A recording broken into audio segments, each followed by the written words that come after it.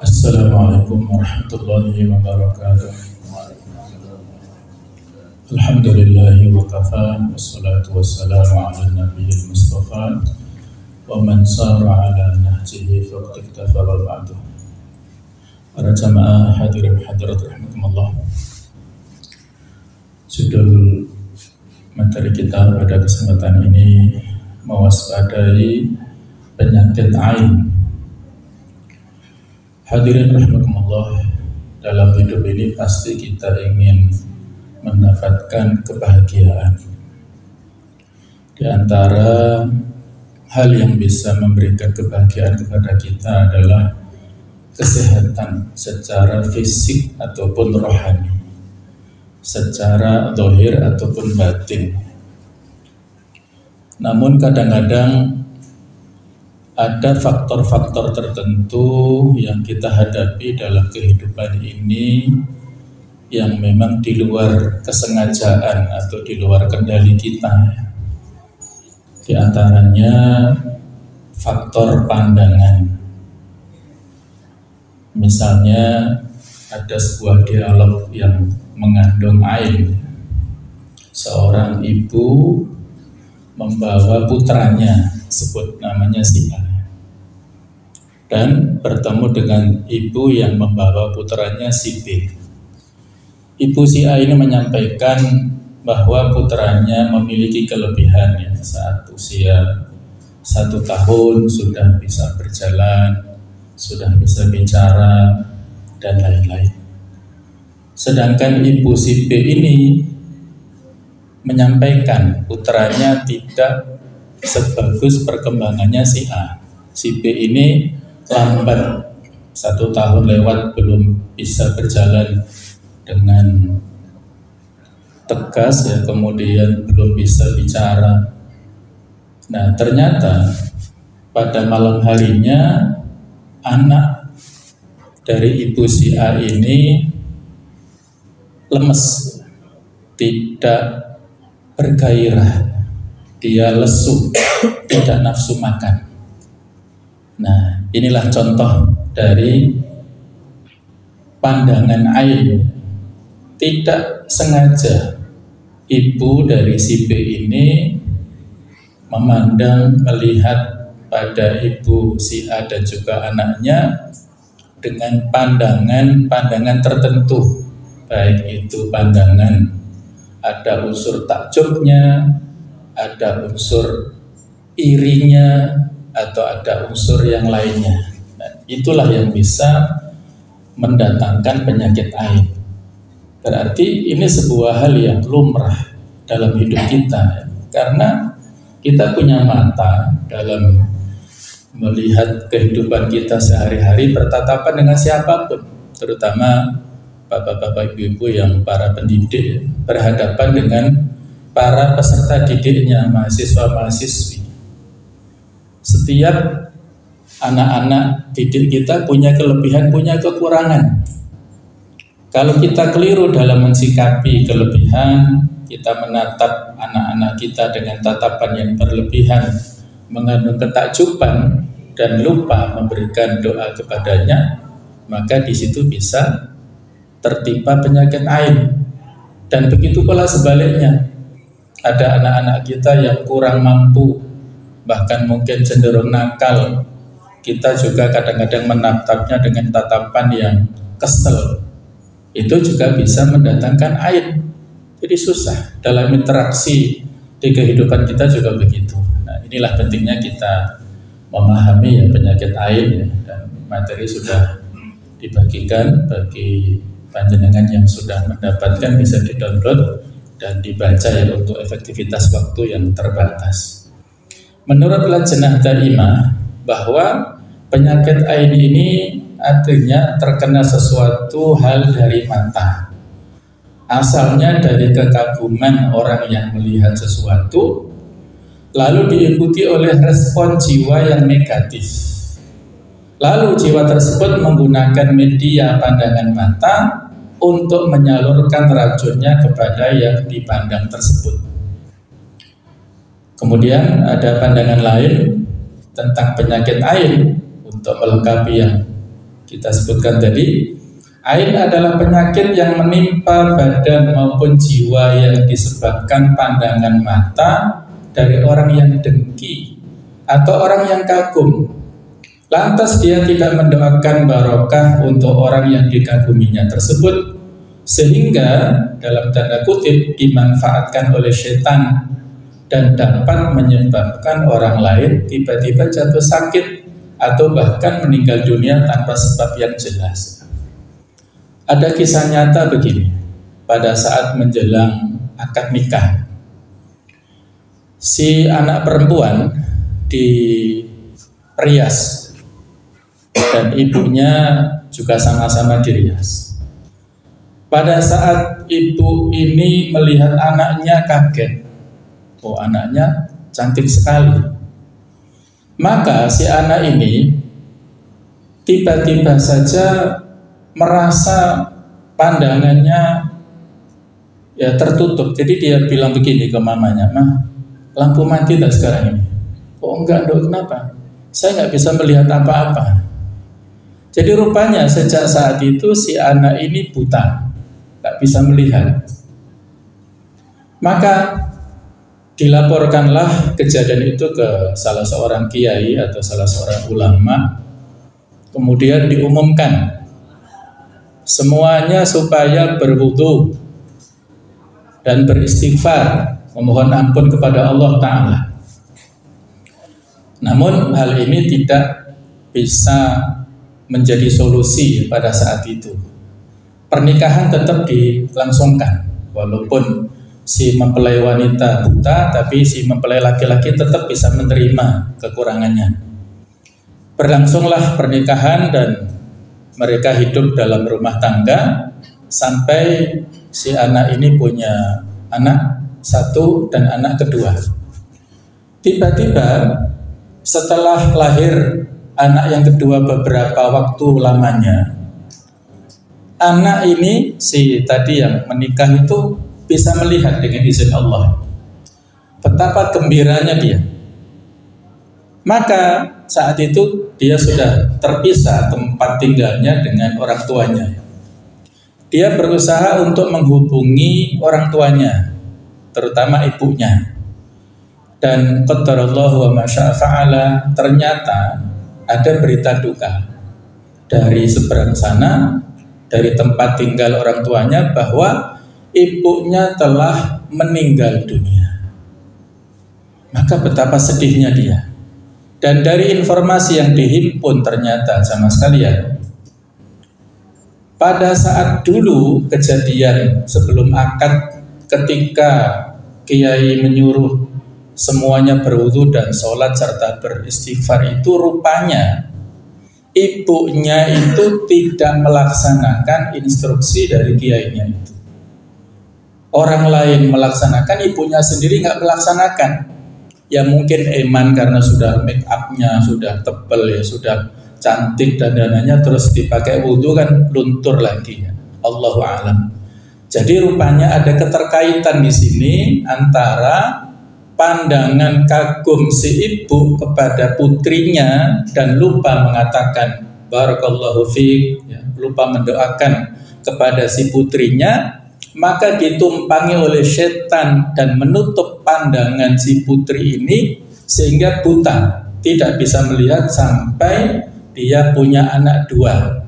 Dan ketika yang menyebabkan penyakit ain itu tanpa disadari meninggal dunia, saat itulah Allah Ta'ala berkenan mencabut ujian yang ditimpakan kepada putri itu sehingga dia bisa melihat kembali. Nah, seperti itulah jemaah sekalian bahayanya penyakit ain ya. Nggak sadar masing-masing orang tua, keponakan atau siapapun keluarga nggak sadar ketika mengagumi kepada yang lainnya, tidak menyadari dan tidak memberikan doa jadi yang paling penting ya. Jemaah sekalian, kalau kita lihat dari referensi ya, beberapa hadis disebutkan bahwasanya Abdullah bin Abbas menceritakan Nabi sallallahu alaihi wasallam bersabda, al-ainu haqqun. Ain itu adalah kebenaran, benar, fakta. Walau kana syai'un sabiqul qadari la sabaqatul ain. Andaikan ada sesuatu yang dapat mendahului takdir, maka ain akan mendahuluinya. Wa idzas taksaltum faghsilu. Kalau kalian diminta untuk mandi, maka mandilah kalian. Hadis sahih riwayat Muslim. Kemudian Imam Ahmad mengatakan al-ain adalah benar yang didatangkan oleh setan, dan oleh karena itu adalah karena hasad anak Adam. Ada lagi hadis yang lebih perlu kita waspadai ya. Aktsaru man yamutu min ummati ba'da qadaillah wa qadarihi bil ain. Kebanyakan orang yang mati dari umatku setelah takdir Allah dan ketetapannya adalah karena sebab penyakit ain. Hadis ini disahihkan oleh Syekh Al-Albani. Jadi kalau bisa dipersentase barangkali 80 sampai 90% itu kejadian ataupun faktor penyakit dan sampai meninggal itu dikarenakan ain ini. Karena pandangan mata ya, baik itu karena pandangan yang memuji atau karena pandangan yang hasad ataupun dengki. Nah, ada referensi dari hadis lain cerita tentang kejadian penyakit ain ini. Pada satu ekspedisi peperangan ketika menuju ke Mekah dan sampai ke Juhfah, itu di sana ada seorang sahabat yang mandi ya, dan melepas baju ya. Kita nggak bisa membayangkan karena saat itu memang mandi di tempat terbuka ya. Namanya Sahal bin Hunayf. Dan ada sahabat temannya yang di sampingnya tanpa sengaja melihat pandangannya ke tubuh Sahal bin Hunayf yang putih mulus luar biasa, tidak ada bekas luka sama sekali. Sehingga tanpa sadar temannya yang bernama Amir bin Rabi'ah ini memberikan pujian. Aku belum pernah melihat seperti sekarang, juga tidak pernah melihat kulit wanita perawan pun yang berjadar seperti seindah kulitmu, mungkin kurang lebih seperti itu. Maka tiba-tiba saja Sahal bin Hunayf ini geblak ya, pingsan pada saat mendapat pujian dari temannya itu. Maka gegerlah kawan-kawannya ini yang membersamai, ribut, bingung, dan kebetulan saat itu tidak jauh ya, Nabi juga ada di sana. Dan ketika dilapori tentang kejadian itu, Nabi menanyakan siapa di antara kalian yang kalian curigai. Maka mereka mengatakan bahwa Amir bin Rabi'ah telah memandangnya. Kemudian Nabi SAW memberikan teguran yang agak keras kepada Amir bin Rabi'ah dan mengatakan, mengapa salah seorang di antara kalian hendak membunuh saudaranya? Mengapa ketika kamu melihat sesuatu hal yang menakjubkan, kamu tidak memberkahinya? Kemudian beliau memerintahkan kepada Amir bin Rabi'ah untuk berwudu. Dan kemudian Amir mencuci mukanya, kedua tangannya, kedua sikunya, kedua lututnya, jari-jari kedua kakinya, dan bagian dalam kain di dalam bejana. Kemudian air bekasnya tersebut disiramkan kepada Sahal oleh seseorang dari kepalanya ya, ke kepalanya dari punggung, dari arah belakang. Kemudian dengan izin Allah Ta'ala, setelah itu Sahal kembali siuman, sadar dan seolah-olah tidak terjadi sesuatu. Hadis sahih riwayat Ahmad, Malik dan Nasa'i. Nah, inilah contoh ya dalam sejarah kejadian yang bisa menjadi dasar bagi kita bahwa al-ain ini hak, sesuatu yang fakta ya, bukan khurafat, bukan gila wakola, bukan hanya sekedar cerita-cerita mitos, tetapi memang betul-betul terjadi. Bahkan Ibnu Qayyim menceritakan pengaruh ain ini bukan hanya pada orang yang bisa melihat, tetapi orang yang buta ketika mendapatkan informasi tertentu tentang berita-berita tertentu terkait dengan kejadian tertentu, orang yang buta pun juga bisa terkena atau bisa menimbulkan ya, penyakit ain tersebut karena dia memiliki ketakjuban ya, kemudian apalah berupa dengki dan sebagainya. Ibnu Hajar mengatakan tentang cara kerja ain ini. Beliau mengatakan begini, sebagian orang merasa bingung. Mereka bertanya, Bagaimanakah cara kerja ain sehingga bisa memudaratkan, membuat bahaya orang dari jarak yang jauh? Sudah banyak sekali orang yang tertimpa sakit dan kekuatannya melemah hanya karena pandangan mata. Semua itu terjadi karena Allah menciptakan di dalam unsur ruh sesuatu kekuatan yang bisa memberikan pengaruh. Dan karena pengaruh tersebut sangat berkaitan dengan mata, maka pengaruh yang ditimbulkannya disebut al-ain atau mata, yang sebenarnya bukan mata yang memberikan pengaruh, akan tetapi yang sebenarnya terjadi adalah pengaruh ruh, jiwa daripada orang yang melihat itu. Maka pandangan yang keluar melalui mata seorang yang hasad atau kagum adalah panah maknawi yang jika mengenai suatu jasad yang tidak berperisai, maka panah tersebut akan mempengaruhi badan. Dan jika tidak berpengaruh berarti ya tidak mengenai seperti panah biasa ya. Artinya kembali panah itu kepada orang yang melakukannya, kepada subjeknya. Nah, itulah ya. Adapun berikutnya tanda-tanda orang yang terkena penyakit ain. Ini diantaranya pusing yang berpindah-pindah, wajah yang kekuning-kuningan, banyak mengeluarkan keringat, banyak buang air kecil, tidak gairah hidup, kemudian kesemutan, terasa panas atau dingin di jari-jari kaki dan tangan, jantung berdegup kencang, rasa sakit yang berpindah-pindah di bawah punggung atau pundak, resah dan gundah, berkeringat di malam hari, ketakutan yang tidak normal, serba khawatir, serba was-was, banyak sendawa ataupun menguap dan juga menarik nafas panjang, dan dia suka menyendiri, lesu dan malas-malasan, suka tidur, dan dia terkena penyakit tanpa sebab. Jadi kalau didiagnosa ke lab, apakah ke USG atau mungkin ke CT scan, itu nggak muncul penyakitnya. Nah, inilah berarti bisa diindikasikan ya, kita nggak bisa memastikan, tapi bisa jadi itu adalah karena penyakit ain. Maka Nabi kita memberikan resep kepada kita semuanya, idza ra'a ahadukum min akhihi min nafsihi wa min malihi ma yu'jibuhu falyubarrikhu fa innal aina haqqun. Jika salah seorang kalian melihat kepada saudaranya atau kepada dirinya atau kepada hartanya apa yang menakjubkan, maka hendaklah dia memberkahinya. Sesungguhnya penyakit ain itu adalah sesuatu yang fakta. Kita bisa melihat kisah di surah Al-Kahfi ya, tentang Shahibul Jannatain. Ada dua orang kawan, menurut pendapat ada mengatakan ini dua saudara ya.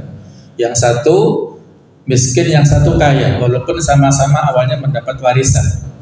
Maka si yang miskin yang hartanya diinfakkan fisabilillah semuanya itu datang pada yang kaya, dan yang kaya ini sombong, memamerkan kekayaannya. Dia punya kebun yang kembar yang sangat indah di Yaman sana. Tetapi pada saat menunjukkan keindahan kebun ini, si sahabat ini tidak menyampaikan kata-kata pujian kepada Allah, dan yang datang juga demikian. Maka Allah memberikan teguran pada surah Al-Kahfi ayat ke-39. Walau la itakhalta jannataka qulta ma sya'allah la quwata illa billah. Kenapa seandainya pada saat kamu masuk kebunmu tidak mengatakan ma sya'allah la quwata illa billah? Maka akhirnya karena itulah Allah menghanguskan, membakar kebun tersebut yang sebelumnya dibangga-banggakan habis seketika, karena dia tidak memberikan pujian kepada Allah, Masya Allah la quwata illa billah. Maka ini hati-hati pada saat kita takjub dengan apapun yang kita melihat, rumah yang bagus, mobil yang mewah, melihat apapun yang menakjubkan hati kita, maka kita mengatakan Masya Allah la quwata illa billah.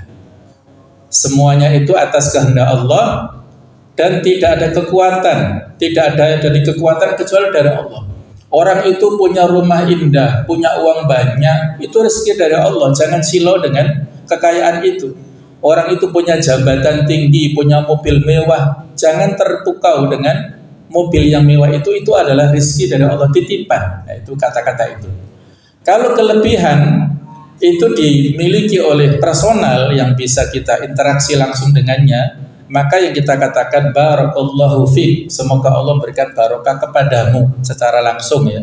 Itu doanya. Tapi kalau sebuah benda ataupun benda sesuatu yang pemandangan yang mati dan kita menyampaikan kekaguman, masya Allah la quwata illa billah. Itulah antisipasi untuk berlindung dari penyakit ain. Nah, bagaimana ikhtiar yang lainnya? Bisa kita membaca surah Al-Ikhlas, Al-Falaq, An-Nas. Kemudian kita mohon perlindungan dari panah mata jahat dengan mengatakan a'udzu bikalimatillahi tammah. Aku berlindung kepada Allah dengan kalimat-kalimat yang sempurna.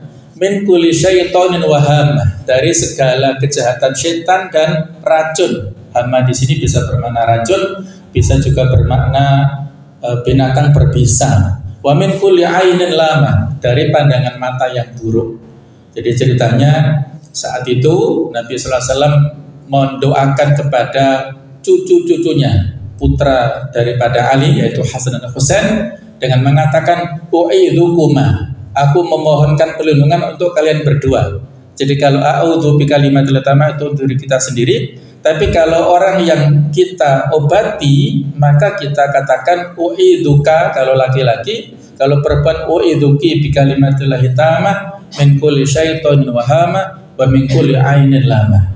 Itulah ya. Nabi SAW pernah masuk atau ketemu dengan salah seorang anak kecil yang dalam wajahnya, di wajahnya ada warna hitam. Maka Nabi mengatakan anak ini kena penyakit ain, maka ruqyahlah dia, suruh dibacakan ya, ayat-ayat Al-Quran, doa-doa yang ma'thur ya, itu adalah doa-doa perlindungan. Kemudian Aisyah mengatakan orang yang melakukan ain diperintahkan agar berwudu, kemudian orang yang terkena ain mandi dengan air wudu bekasnya. Tirmidzi menjelaskan teknis ya, pelaku ain diperintahkan untuk mandi dengan menggunakan air dalam baskom. Jadi di baskom, kemudian meletakkan telapak tangannya di mulut dan berkumur-kumur, orang yang subjeknya ini ya. Kemudian hasil kumurannya itu dimasukkan lagi ke dalam baskom. Baru setelah itu dia membasuh wajahnya dengan air dalam baskom tersebut, lalu tangan kirinya dimasukkan ke baskom untuk mengguyur ya, air ke lutut kanan dengan air baskom tersebut, kemudian tangan kanannya dimasukkan dan mengguyurkan air di kaki sebelah kirinya, kemudian membasuh tubuh di balik kain, namun baskom itu tidak usah diletakkan di atas tanah atau lantai. Setelah itu sisa air diguyurkan ke kepala orang yang terkena air ya, diguyurkan, insya Allah dengan izin Allah bisa sembuh ya. Sehingga jemaah sekalian, bila kita perlu waspada, hati-hati terutama dengan media sosial ya, kita perlu untuk hati-hati, jangan kita mengupload segala sesuatu yang menimbulkan orang lain itu memiliki perasaan-perasaan tertentu. Ibaratnya jangan kita flexing, memamerkan nikmat yang Allah berikan kepada kita. Flexing ini kan macam-macam ya. Bisa berupa pamer kekayaan, bisa berupa pamer nikmat yang lain. Itu tidak perlu kita umbar, apakah di media sosial yang sifatnya umum atau mungkin di status-status kita, itu hendaklah kita batasi. Apalagi di situ ada menampakkan wajah-wajah anggota keluarga kita yang perempuan, apakah istri kita, anak-anak putri kita, ataupun bayi cucu-cucu kita ya, itu perlu untuk kita waspadai. Itu banyak sekali ya pada slide terakhir ya, slide yang poin terakhir itu panjenengan bisa melihat poinnya rinci sekali, baik itu dari sisi syariah 1-6, kemudian secara teknis dari sisi saat ini ya, kontekstual ya, saat ini pada 7 poin. Mudah-mudahan Allah Ta'ala memberikan perlindungan kepada kita semuanya, memberikan kesehatan baik lahir batin kepada kita semuanya, dan terhindar dari segala sesuatu yang membahayakan, terutama dari penyakit ain. Monggo kami persilahkan kalau ada yang ditanyakan. Ada kemiripan ya antara ain dan sihir itu. begitu pula tanda-tandanya ya. Namun yang membedakan adalah dari sisi pelakunya ya. Kalau sihir ini itu disebabkan karena faktor-faktor kejahatan. Jadi orang yang melakukan sihir itu memang dia berkeinginan jahat. Tapi orang yang menimpakan ain ini belum tentu ya. Seperti begini ya contohnya. Misalnya ya, mungkin kejadian ini sering juga ya. Ada seorang perempuan yang dilamar oleh laki-laki. Nah, karena perempuan ini menolak lamaran laki-laki, maka laki-laki mengatakan, pokoknya kalau saya ditolak, maka saya tidak bisa menjamin kamu tidak akan menikah dengan yang lainnya lah, intinya begitu. Nah, kalimat ini mengandung ain ya. Kalau dia berhenti sampai di situ, maka di situ sudah bermain. Dampak dari ain itu sudah memiliki efek kepada si perempuan, dan bisa jadi perempuan ini memang akhirnya gagal terus pernikahannya, prosesnya itu ya. Tapi kalau laki-laki ini setelah mengatakan itu bekerja sama dengan dukun ya, kan ada itu guyonan cinta ditolak dukun bertindak kan ini.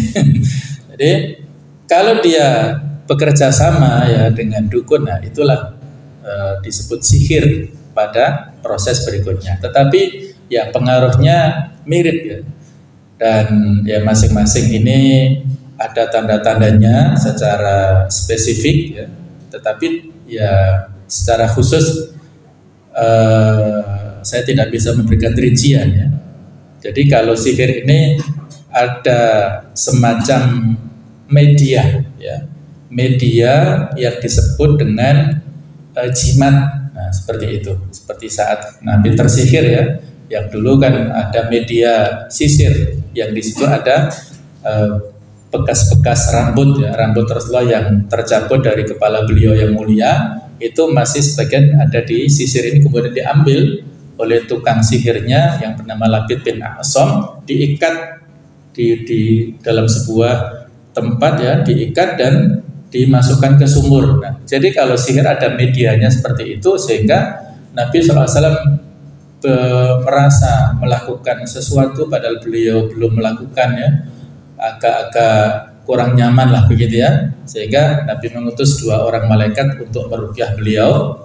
Dan ketika diketahui buhulnya ada di sumur tua di Madinah, diambil dan dibacakan Al-Mu'awwidhatain. Ada 11 ikatan, setiap satu ayat dibaca, 1 ikatan lepas, dan setelah ikatan ke-11 lepas, Nabi seolah-olah plong ya, baru siuman dari pingsannya, sehingga sehat 100%. Jadi kalau sihir itu ada medianya, ada mediatornya, sedangkan ain nggak ada. Jadi susah untuk untuk mencari solusinya, itu agak susah. Ketika ditanya kepada pasien, panjenengan ada nggak yang kira-kira agak sensitif atau agak tidak suka dengan panjenengan? Dia kan, orang kan interaksi dengan siapapun ya, dan untuk melacak satu persatu kan juga perlu usaha. Jadi ain ini memang lebih rumit dan lebih bahaya ya, lebih bahaya daripada sihir ya. Masing-masing punya spesifikasi ya, dan intinya harus dibentengi ya. Tadi sudah kita sebutkan cara untuk membentengi, dan saran saya benteng yang kuat itu adalah kita rutinkan setiap pagi membaca wirid pagi ya. Membaca wirid pagi itu kata Ibnu Qayyim seperti tameng, perisai yang bisa menolak segala macam bentuk bahaya. Kalau ada orang berbuat jahat, maka akan kembali kepada orang yang berbuat jahat itu, tidak kepada dia ya. Itulah perisai. Terutama kita membaca kalimat tahlil la ilaha illallah wahdahu la syarikalah lahul mulku wa lahul hamdu wa huwa ala kulli syai'in qadir, itu kalau bisa 100 kali Kalau tidak bisa maka 10 kali sudah bisa menjadi benteng pada hari itu, sehingga kita tidak terkena madharat daripada segala macam. Itu tadi, apakah sihir atau ain atau yang lain. Allah a'lam bishawab. Ya, faktor sendawa kan juga bermacam-macam ya. Kadang-kadang dari makanan atau dari yang lainnya ya. Ya, masuk angin juga bisa ya. Kadang-kadang ada tukang pijat urut ya. Kemudian sendawa nyetrum, dia tukang pijatnya akhirnya sendawa. Kita nggak bisa memastikan segala sesuatu itu ya. Tetapi ala kulli hal tetap upaya-upaya antisipasi itu kita lakukan. Tidak ada salahnya kalaupun seseorang terkena sakit dan tidak disebabkan ain, tidak ada madharatnya sama sekali kalau diobati dengan doa-doa ruqyah, terutama dari ayat-ayat Quran. Wa nunazzilu minal Qur'ani ma huwa syifa. Kami turunkan Al-Qur'an tidak ada lain kecuali sebagai syifa ya, bukan hanya dawa. Kalau dawa itu kan obat, kalau syifa itu kan penyembuh. Jadi Al-Quran itu adalah syifa, lebih daripada dawa, lebih dari obat. Al-Quran adalah penyembuh dengan izin Allah. Jadi seperti itu, monggo silakan dibacakan Al-Fatihah, dibacakan ayat kursi, dibacakan 3 surat terakhir, yaitu Al-Ikhlas, Al-Falaq, An-Nas. Monggo silakan. Itu untuk antisipasi apakah dia punya penyakit secara fisik murni ataukah non fisik. Allah yang menyembuhkan semuanya dengan wasilah doa-doa bacaan ayat Quran kita itu. Nah, seperti itu. Barakallahu fikum, mudah-mudahan ada manfaatnya. Mohon maaf kalau ada kekhilafan. Subhanakallahumma bihamdika asyhadu an la ilaha illa anta astaghfiruka wa atubu ilaik. Wassalamualaikum warahmatullahi wabarakatuh.